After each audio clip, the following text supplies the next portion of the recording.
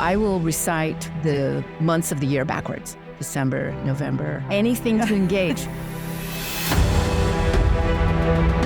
But what it's doing is it's hacking your brain, it's flooding it with chemicals, and it's bringing calm, and it's taking the fire and the light away from the anxiety. So our flaws are part of us. They make us beautiful. There are challenges for sure, but there's no bad in my life.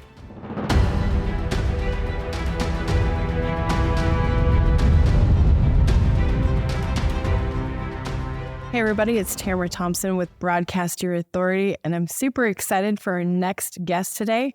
I'm actually going to have my co-host, Allie Webb, the founder of Dry Bar, introduce our next guest.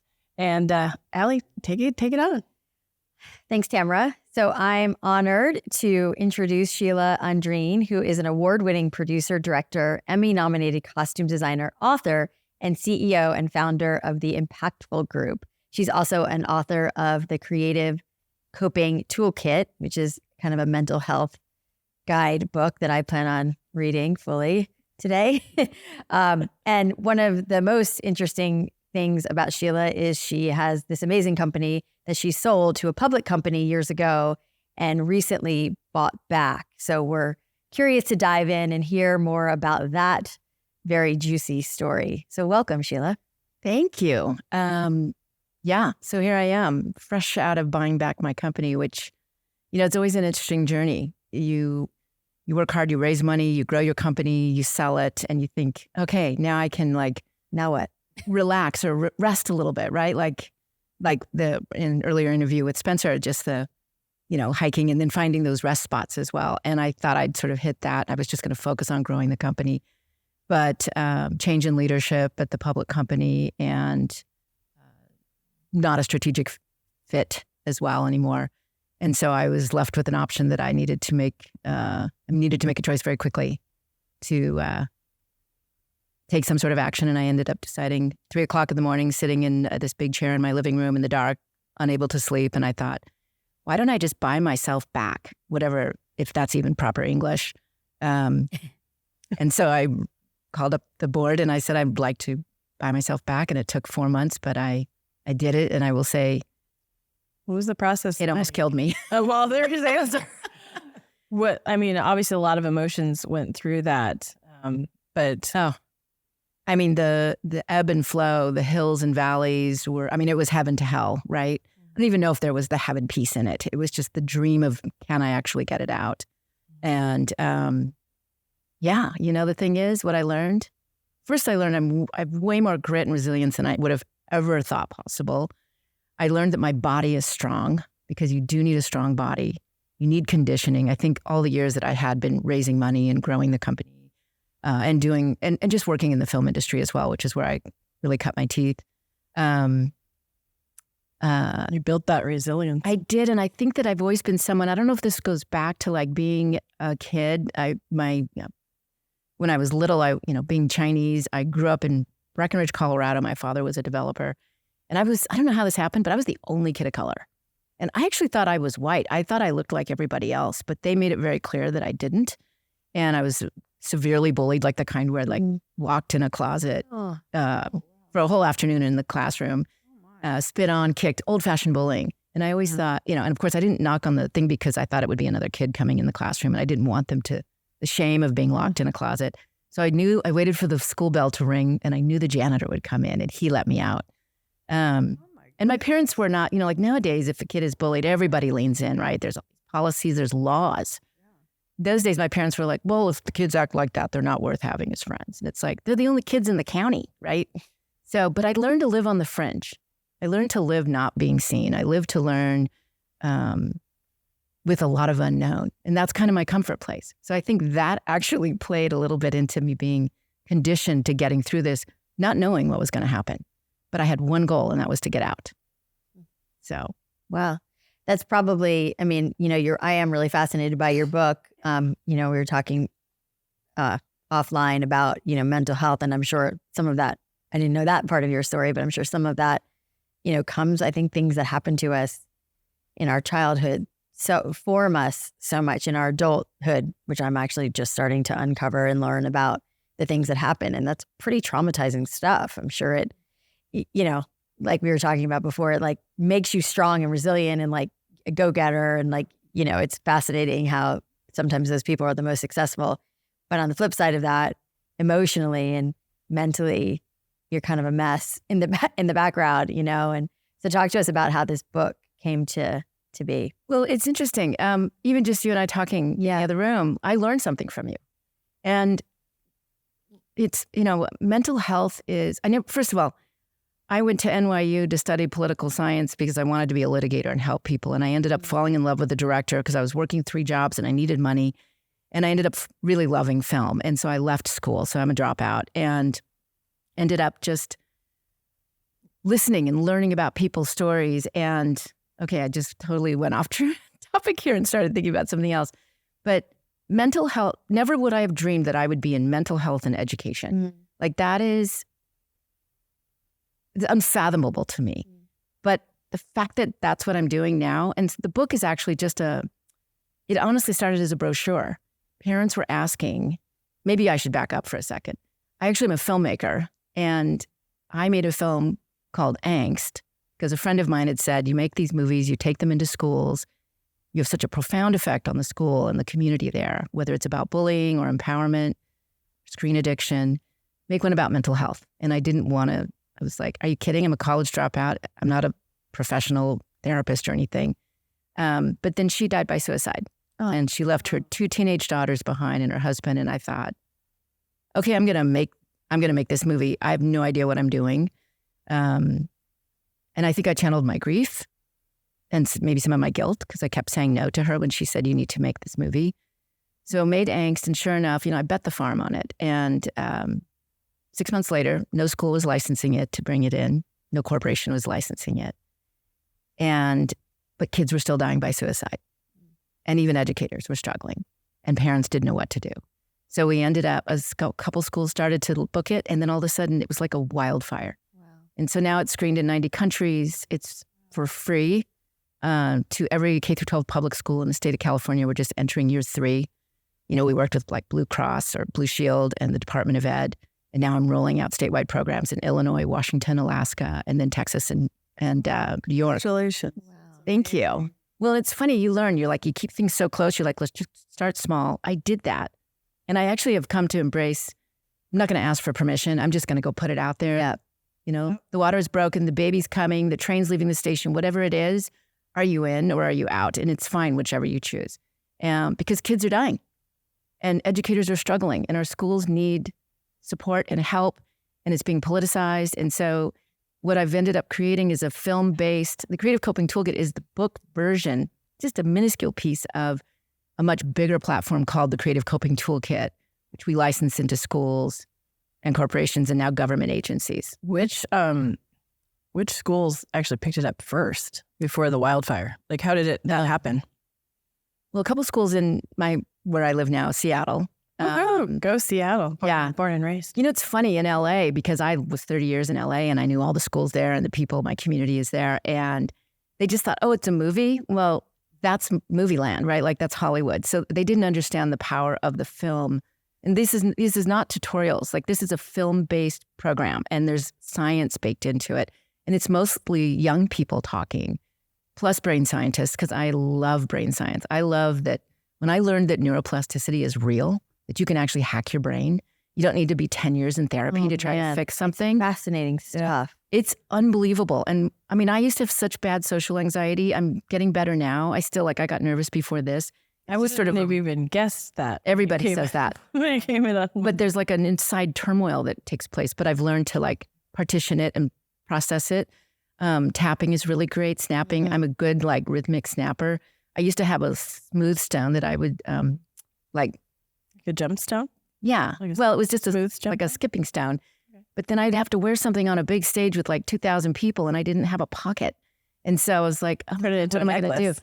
But I learned that like, and this is a fun hack for anyone, is that, you know, the prefrontal cortex, the executive part of your brain, if you can get the energy in your brain, if you can put all your thought process there, anxiety can't exist. And one of the ways, how do you do that? So this one works for me a lot. And of course, once you use it and you get really good at it, you have to start changing it up and sharpening it. But I will, engage like 3 executive functions of that part of the brain. Talking is good. So you're having to do an action. So you're moving your lips. You have to make a sound and you have to form a sentence.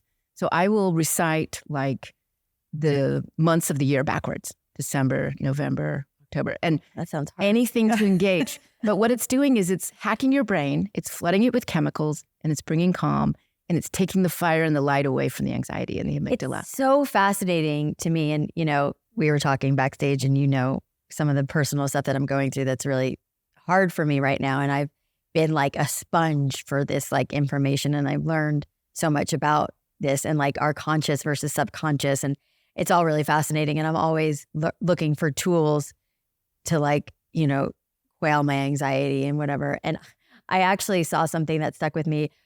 It's funny how like, there's a lot of like downside of screen time and Instagram, but when you start liking things that are like actually about like mental health and like whatever, then you get fed really amazing stuff. And that's like my whole feed is like all that mental health stuff right now. And one of the things I saw recently, I don't even know who it was, so I'm sorry for not giving this person credit, but they're like, when you get up in the morning, instead of brushing your teeth with your right hand, because you're right-handed, you always brush your teeth with your right hand, brush it with your left hand. Yeah. And then look in the mirror and tell yourself, say, I love you 25 times.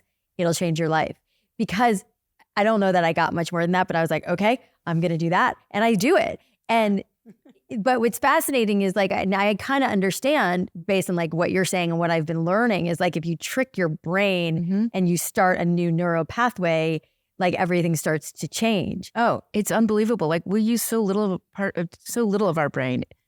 I mean, it's funny, unless you're OCD, then it's really not good. But like even putting your pants on, left leg first, right, if you normally do it the other way, like any way that you can like hack your brain, change your things. I know everyone says habits, like create these habits, whatever. Habits are actually like, I know, it's like we're dispelling all that. And just imagine like what's fascinating too to me about all of this, and I'm so fascinated by mental health, probably just because I'm going through my own shit and trying to figure it all out. But like why this stuff isn't available to children and like kids, like to me, first of all, I hated school. I'm sorry to admit it. I was a terrible student. It was so boring to me. I didn't go to college. I was like, get me away from school. And I just didn't like it. But, if we were focused on this kind of thing and like setting kids up for success when they go out into the world and they're dealt all this anxiety and all, especially in the world we live in now with all these screens and all this FOMO and all the competition and all the like fucking filters. Sorry. It's like to be filters here. I mean, to be like set up for like, like things like tapping I found tapping to be very helpful. Yeah. I mean, I spend a lot of time on the Inside Impactful app. Do you know that? I think it's called why can't I think of it? But it's an app that has all these different, modalities of meditations, and there's a tapping course and there's like a mindfulness. I mean, you name it, it's on there, and just like I go and like absorb all of that stuff to help. And it's like, for kids. And that's your toolkit. And that's the Creative Coping Toolkit. Great. Even words, like finding your favorite places, thinking about that, how we can hack our brains if we're starting to spin out in some way. Right. How do we pause? Breathing doesn't work for me. Breathing stresses me out more because sometimes I'm just running and someone will say, take a deep breath. I'm like, and I can't take a deep breath, which then creates more stress for me. So I like to sometimes it works for me. Box breath is actually great. You fully exhale. The 4-4. The 4 seconds in, hold for 4 seconds, out for 4 seconds. I do that out for 4 seconds. I do that a lot. So that's 16 seconds. And if a classroom can do that, nobody needs special training. You don't need extra money. The whole idea, and I will say it, as my journey into this mental health and education space, which now I'm like learning about legislation and how it's all being politicized and where's the money coming from and how is it implemented? And now we have, train the trainer programs, 1 hour and half hour. Like I'm now putting together curriculums, and I have an amazing team. So how does actually people like come across these programs? You just go to impactful.co. We did not forget the M. But if somebody wasn't listening to this, how are you marketing it? It's funny because we didn't have money for marketing and people were like not sure how to market a mental health program for schools, corporations, and government agencies. They were just like, it's so different. We're a unicorn. So it was just a lot of word of mouth. And it's funny because when I'm in a meeting pitching something, I just say, why don't you here's the story of how it came to be. Just watch it. And then let's talk. Because you will be full of ideas of how you want to implement it. And are you also in private schools? We're in private schools, parochial schools, remote, home, Air Force, Federal Reserve. Like it's amazing. And I never thought of corporations. Like I'm not some visionary that had a roadmap. Like then we're going to go into corporations. Parents sat in schools. Fortunately, we had a couple of, and I guess it started here, fashion, is it the runway to the street or the opposite? We were a bit of both, right? So we had public schools that we were able to, through my foundation, Impactful Fund, raise some money, made it free, brought it in, helped them implement it. But then at the same time, we had Upper East Side schools that brought it in. And suddenly we were at World Bank and KPMG, Microsoft, Starbucks. It was interesting. Microsoft or Starbucks and Goldman Sachs, we did screenings at the same time during their wellness month of October and implemented the program there. And it was so vastly different. Starbucks was a lot of kumbaya and so emotional. It was so great. Goldman Sachs, they had 800 people show up for the screening, and then we had an overflow room of another 800 people. Wow. And everyone was all buttoned up. And there were 2 questions, even though we had a full panel, people from Child Mind Institute. What were those 2 questions? Well, actually, one was a comment. Oh, now I know why my son has anxiety. It comes from my wife. Oh. And the second one was, wow. So what are we supposed to do? Right? Like, what are our next steps? Right. And I think that was what was their mannerism? Were they like interested in it, or were they kind of like, I think it touches everybody because mental health is so foundational. We focus, even to me, it's shocking, and I'm leaning hard into sports. Like, get your head in the game needs a whole new meaning, right? Mm-hmm. Like, there is so much involved. You can go and perform better if you address your mental health, not just your physical conditioning. Yeah, it's so interesting. To piggyback on the sports metaphor, my 18-year-old son just went to college. He's at Denison University, and he's playing football. And the head football coach, at our parent orientation, he got up and said, I'm more concerned with turning your boys into great men than great football players. And I was died and went to heaven because I was like, I know he loves football and that's great. And we're a big football family, but that is so much more important. And the fact that is the focus was just, music to my ears. And it's just not, it's just not like how it is in schools. It's grade school, Such a big piece of the puzzle. And I will say the other thing I'm learning is sometimes mental health is treated like almost too precious. Yeah. And there's always, every week I'm doing multiple presentations where we have anywhere from 2,000 people come virtually in a community setting, whether it's a rehab, a hospital, a school, or a corporation, to, sometimes 40 people show up. And the conversation about, there's so much unknown. Kids are going through things that we never went through, but we have gone through things. Yeah. The unknown has what you went through as a kid. Truly, it's it's a different, like you said, it's interesting to me that you said, how did you put it? Old school bullying or original bullying. And now the bullying is so different, because it's cyberbullying and you can do all sorts of crap on it. I actually made a whole film about that. So angst is the first one, which really addresses anxiety. And there's, oh my God, filming young people, because they are so unedited. And they, before we would film them, they'd say, what questions are you going to ask? And I said, I'm not going to tell you because you will rehearse. And I just want you to speak from your heart. There are no wrong answers. And after we filmed, we wrapped this one filming section, and one of the kids came up to me. He was 9. And he said, can you take the part out about cutting? And I said, sure. But you want to leave the part in about not wanting to be on the planet? He goes, oh yeah, that's fine. And I was like, okay. You never know what's going on with people. But in making angst, it came up so much. Why is anxiety on the rise? Is it really on the rise? Was it always there? Was it always there? But we have the vocabulary to talk about it now. It's fascinating that, sorry, I don't mean to be commandeering this interview, but it's just also interesting to me. And also just because I've lived through it with my kids and my son, who I, publicly talk about. It's in my book, The Messy Truth. There's a whole chapter that's his. And he was cutting too. And that was my first, I was like, what's cutting? I'd heard of it peripherally, but I didn't know what it was. And he was hiding it from us. And even when I was, working on the book, and I, of course, asked him for permission to talk about his story. And he really wanted me to, because he's like, I want it to help other kids. And I was embarrassed for a long time. First of all, to even talk about the fact that I had a kid in rehab, because like, what kind of shitty mother am I if I have a kid in rehab? It was a lot of blame and shame and guilt, which I don't really have now. I mean, a little, if I'm being totally honest, but I've, gotten to the other side of that these are, our children. I'm a big believer our children come through us and they are who they are and they have their own path and there's only so much we can really do. But nonetheless, it's interesting that that kid wanted that cut out because it feels really embarrassing. And the more that like I talked to my son and really tried to understand like what the cutting was about, it's pretty like deep stuff, but the more, and the reason I'm talking about it, I'm in my book and talking about it like right now is like the more we demystify and take the what's the word I'm looking for? Like the stigma, thank you. Around it, it's like that kid, it doesn't feel comfortable because nobody talks about cutting themselves because like that's really heavy shit. Nobody wants to talk about that. Like this shame in it or shame, weakness. And it's interesting. So living in this world now of mental health, it's so normalized for me to talk about it. I'll dive right in and start talking to people, but sometimes they're put off. But what I love is when they relax into it and they start sharing and then you realize I'm not alone.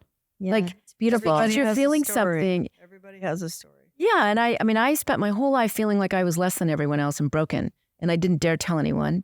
And then when I made Angst, I realized, oh my God, I am textbook social anxiety. I feel normal. I mean, it was instant. Yeah. And so, if making Angst, it came up, is it really on the rise? Or are we just talking about it more? Mm-hmm. And everyone thought it was definitely on the rise. And it was because of social media and technology. So I thought, I got to figure that one out. I want to explore that. So I made Like, and Like that's that whole film program. And it was so fun to make. It's so fascinating. And it is filled with so much brain science on how you can hack your relationship with your phone, disrupt your patterns with technology, which then halo into disrupting patterns just in general. It's called Like. It's called Like. I want to watch It's part of the program. How do you get access you to that? You can ring me up and I'll give you access. But otherwise, How would other people? It's funny. So it's funny because we're putting together a pay-per-view. It's always been in community. People have said, why don't you just put it up on Netflix? And I said, well, because I'm also the CEO of IndieFlix, which is a global B2C streaming service of sort of marginalized voices, independent voices. But the education side of the business, impactful. I have played with it. Like we've been on Good Morning America and all those things where it was available for 3 weeks for the world to watch. And then they watched and it was over. And I was like, did we do good in the world? Are we talking about it? Do we know what else to feed people so that we can continue to evolve? And so, it's kept in community. So it's only right now licensable through a community. And we work with every kind of community. Can it reach other types of communities? Can you get at any kind of community? Like we have what is your goal for like on like the internet? What would happen? Yeah, a movie like if I did what? If like someone listening to this is like Google like the movie, what will happen? They'll come to impactful.co probably, and then they'll talk to us and we'll explain to them how they can bring it to them. Community. But we just built and we're just launching right now with Microsoft actually a pay-per-view option. It's really for their employees and their Perks Plus lifestyle program where they can like pay with their credit card and get reimbursed. So that's part of. So here's the other cool thing, is that we are now getting involved in healthcare. It has evolved. This little thing, this Creative Coping Toolkit has now evolved into. We're talking to various organizations or healthcare companies about being an actual benefit that sits inside a behavioral health plan, so that all employees and their families have free access to it. So that's another. That's kind of like a speeding train. Yeah. But so then in making Like, it came up, why are people so mean online when they wouldn't be that way in person? Right. And I wanted to explore that. And I thought, this is the movie that's going to be the most personal to me because it's about bullying with sort of the lens on online bullying because it's so insidious, so different. Only 1 in 5 kids will maybe go to a trusted adult because it's just words. They feel like I should be able to handle this. And so making the Upstanders it's funny because it ended up being about resilience and belonging more than anything else, and how we actually can come together and eradicate bullying. Yeah. And then COVID hit, George Floyd and Breonna Taylor and Black Lives Matter. So the schools were saying, can you make something about race and racism? And I was just like, no, I'm out, not doing that. But I was listening in the world differently. And I was watching my white friends ask my Black friends, hey, how can I help? And the response was, don't ask me to do the work, you do the work. And I was puzzled by that response. I didn't understand it. I had my own kids saying, Mom, you can't say Indian. You have to say Native American or First Nation or Indigenous people. And I thought, well, who's they? Where's the manual? Because I'm tired of walking on eggshells. Yeah. What's the rule? I will follow the rule. I want to be respectful. That's who I am. Right. And there was no manual. It's constantly shifting and changing. And I thought, I think most people actually want to help. They want to do good. They want to know how they can contribute. They don't know how. And so I thought, that's what I'm going to make a movie about. So I made Race to be Human, which really is breaking down definitions. Wow. And there's all these incredible. Fascinating. Yeah, this is amazing stuff. How do we find that one? You can email me directly. Okay. But go to impactful.co. Everybody's going out. We're broadcasting so out to lots of people. I will say your email, and then everyone's going to email. Right. Email you. Here's what I'm working on right now. And it's just, what are your goals right now? I'm an impatient person. I want everything done yesterday. Same. It's part of probably the well I pull from to keep me going. But, having just pulled the company out, I'm recapitalizing it right now. And at the same time, we never, ever let up on the gas. Like we were building our tools, building our dashboards. The thing that I wanted most was, are we doing any good? Sure, we're saving lives. We hear the email. I mean, I have a phone book thick of testimonials from people who say, this happened, this is good, this is good. Our NPS score is 85. Like we're good on the data points. But I wanted to measure impact. So we built out an engagement impact reporting tool, which just launched in April. So that's now starting to get used and rolling out all of our statewide. So I am putting together a paper. It's not even a pay-per-view. The goal is, and it will launch probably in January, any card-carrying member of the public library will have access to it for free for 7 days for their families. And so that is what I'm building to get launched so that we can do. What kind of connections are you looking for in order to get into even more communities, more like how?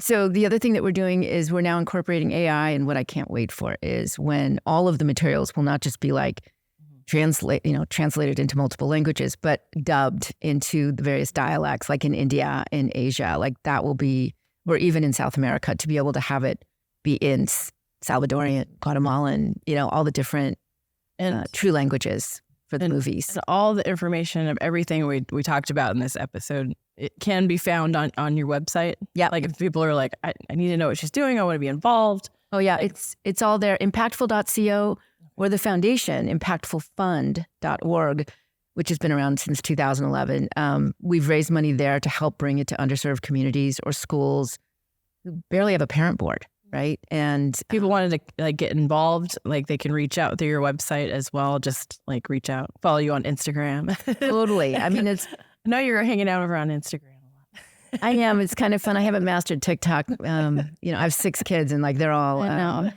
over me about stuff. Yeah. But movies are the most powerful medium on the planet. Movies and music, I think. Yeah. And when you can watch a story, these are not tutorials. They're like micro stories woven together. And when you can watch a movie that models for you how to reach out for help, or I had a friend who took her 8-year-old to watch, and she called me up and she said, I was putting him to bed, and he said, that I'm glad we saw that movie because that kid in the movie, I feel like him. And she said, who he had shared, the kid in the movie had shared that he didn't want to be on the planet. And she thought her son was just upset about his Pokemon cards. She had no idea he didn't want to be on the planet at times. Yeah. So she called me up. She goes, what do? I said, connect you. That's one thing, is we connect with all the resources, and they got help, and it changed their lives. So also a lesson in being curious, it's like I made this mistake with my kids too. It's just like, you're not asking the hard questions because you're like, he's just upset about the Pokemon. Yeah. There's so much shit under the surface that we don't ask enough. And obviously I learned that the hard way, and it's having the resources and having the curiosity and really asking your kids and getting underneath there is so crucial as a parent. Well, some people think if you ask a kid, are you thinking about taking your life? Are you thinking about ending your life or suicide? They feel like they're planting the idea in their head. Yeah. Which is a fair assumption, but it's just all information. It's a fearful assumption, yeah, right? Yeah. And we're projecting that energy on it too. So we just think, it's hormones. It's just typical teenage stuff. Or is it bullying? Or drugs? The more that you learn, I think, about suicide is especially in light of so many of the suicides that have happened in the last couple of years of people that you would never have thought. They are, famous, well-known, well-liked, happy, Look at Robin Williams. Yeah, I mean, Robin Williams and Anthony Bourdain. Yeah, I mean, you're like, these guys, it looks like these guys have the best life, you know? It's like, which, you know, by the way, and not to like toot my own horn here, and this is not a shameless plug for my book, The Messy Truth, but it is, you know, it is like, I think that I have felt that calling too of like, I look like my life is pretty badass. Like, you know, I have tons of opportunities. I have a lot of success. People think you should be like grateful because great and happy, you know, and it's like, I have fallen apart and been on the floor a lot in my adult life. And it's like, I want people to know that because there are people who've put out this facade of happy, everything's great, I have the best life, I have all this money, I have all this access, I have all this shit. And then you hear that they killed themselves and you're like, it doesn't connect. It's like, what? I know, I think, I can't wait to read your book, honestly. Like, I wish it was available now. The Messy Truth. But are you familiar with kintsugi? It's a Japanese pottery art form. Oh, and is it the gold? So when something breaks, yes, I am familiar with this. When it breaks, and this is my daughter. We actually lost one of our children to cancer, and she died on her birthday. But she was telling me about it, and we sitting next to her in the hospital, and she was saying, "Mom, do you know about kintsugi?" And I was like, "No, what is it?" She goes, "It's this Japanese pottery." I'm like, "Okay." And when it's broken, they repair it with gold, and it makes it more beautiful. And so now, I look at any challenge, hardship, heartbreak, as that's going to be filled with gold, and it's going to make whatever it is more beautiful. I love that. More unique than ever. Oh my God. Yeah, that hits. Yeah. Wow. Amazing. Well, we could talk to you all day. I know. I was just thinking that too. Oh, I'll never forget that. Yeah. Never. Yeah. That's beautiful.